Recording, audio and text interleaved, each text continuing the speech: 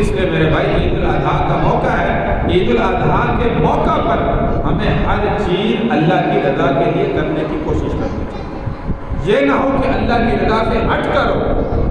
اور اپنی نفس کی خواہشات کو پورا کرتے تھے۔ اس لیے میرے بھائی عید الاضحیٰ کا موقع قریب آنے والا ہے، جانور کرے صرف اور صرف اللہ کی رضا کے لیے،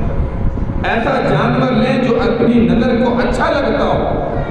اور اس موقع پر جو ہے وہ مسائل کا خیال رکھا کرے۔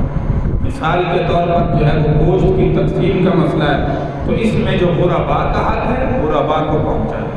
اپنا حق اپنے پاس رکھے، عزیز و اقارب کا حق عزیز و اقارب کے پاس پہنچائے۔ یہاں پہ ہم بہت بڑی غلطی کرتے ہیں کہ جو غرباء ہیں ان کا حق ان تک نہیں پہنچا،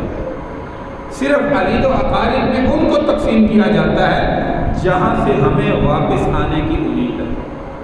کہ میں نے بڑا جانور کیا ہے،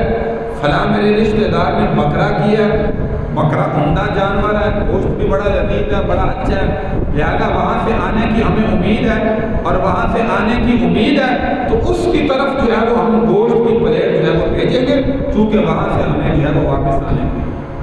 نہیں۔ میرے بھائی اس موقع پر اپنے عزیز و اقارب ان کا خیال کریں جو مستحق ہیں، غریب ہیں، حاجت مند ہیں، ہمیں معلوم ہے کہ انہوں نے قربانی نہیں کی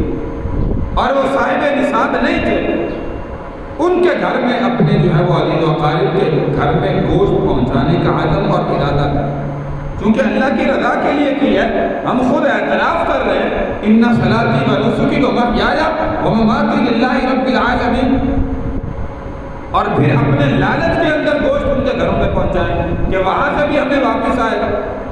یہ میرے بھائی اپنی قربانی خراب کرنے والا ہوں۔